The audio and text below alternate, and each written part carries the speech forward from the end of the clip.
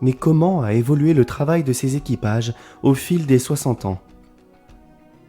Pour le pilote, les mains courantes de 1957 sont toujours là, mais complétées par bon nombre de documents informatiques. Au déclenchement des missions, on est passé du téléphone rare avec peu d'informations et des délais hors normes pour demander les secours, au téléphone portable et à l'instantané quand le réseau passe, bien sûr. Le mécanicien assure quant à lui le suivi et l'entretien technique des appareils et leur préparation aux missions comme au tout début.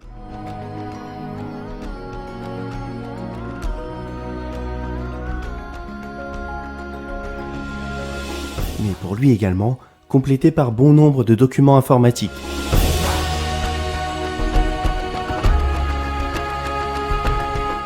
Aujourd'hui, le pilote peut visualiser précisément le lieu estimé du secours, récupérer les coordonnées GPS et faire un point météo précis si besoin.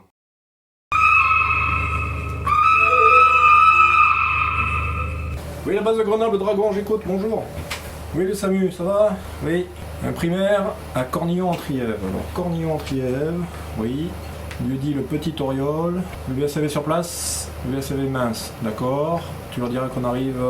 Ouais, la météo c'est bon pour moi, on peut y aller. Je serai là-bas dans 15 minutes et on sera sur la 619 pour la contact radio. Ok, ben c'est tout bon. Merci. En 1957, le mécanicien pousse l'hélicoptère à la main pour le sortir du hangar. Puis il le déplace au tracteur et maintenant au chariot électrique. Pendant de nombreuses années, il fallait décoller pour récupérer le médecin et les secouristes sur leur lieu de travail.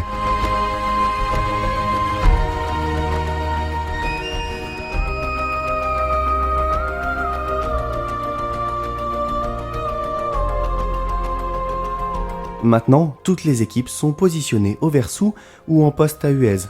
C'est un gain de temps et une facilité pour configurer l'appareil.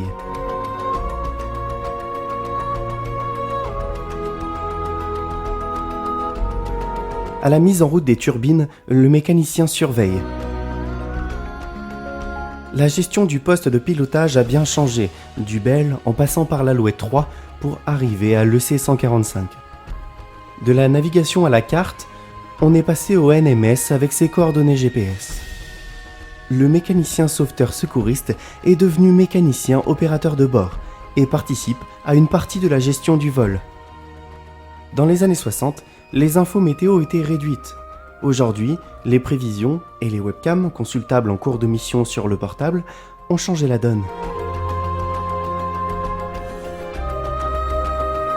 L'installation de relais radio en montagne a permis de garder le contact avec la permanence et d'amener plus de réactivité en mission.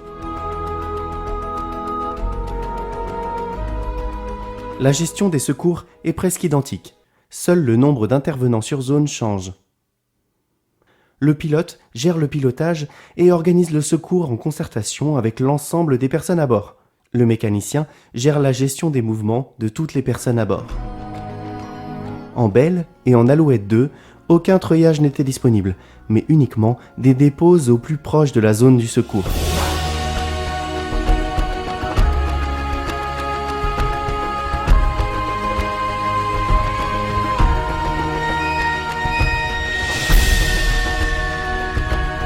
En Alouette 3, les treuillages commencent avec 25 mètres de câble, puis 40 mètres, mais toujours une seule personne à la fois.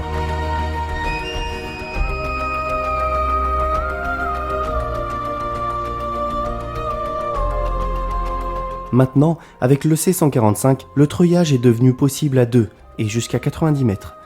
Le mob est désormais à l'extérieur, debout sur le patin. Le mécanicien guide le pilote lors des posées et treuillages pour la précision finale.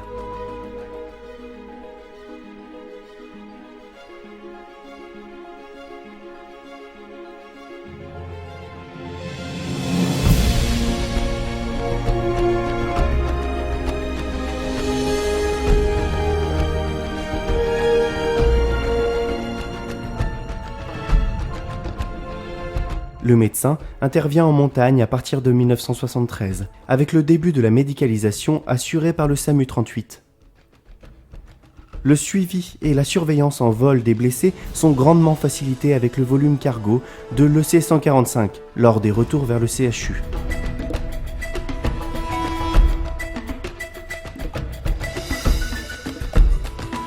Pour le reste, les montagnes sont toujours au même endroit. Seule l'arrivée de nouvelles pratiques de sport change les lieux et les types de secours.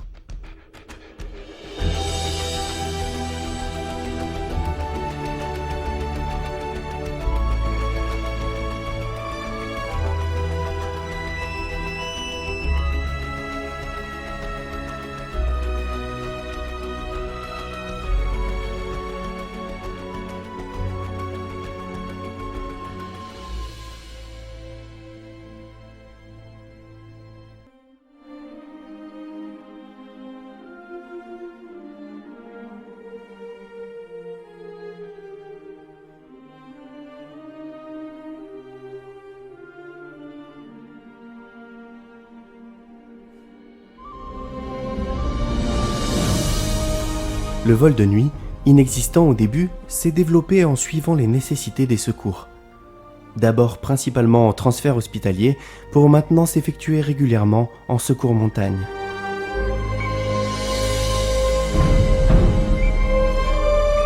Le vol à vue de nuit, ce n'est pas un sport de masse par nuit sombre. Maintenant, avec les JVN, il y a encore plus de possibilités.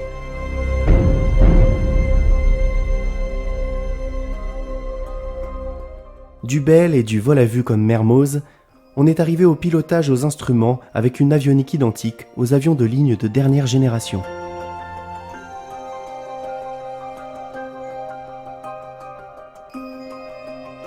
Mais n'oublions pas notre histoire et toutes ces générations d'équipages qui se sont succédés. Comme les équipages d'aujourd'hui, ils ont donné le maximum avec le même but. Secourir son prochain.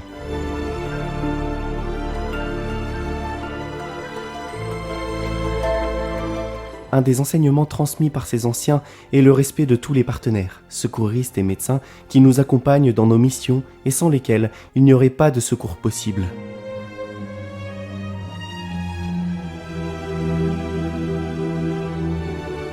Les équipages se suivent, le regard tourné vers l'avenir.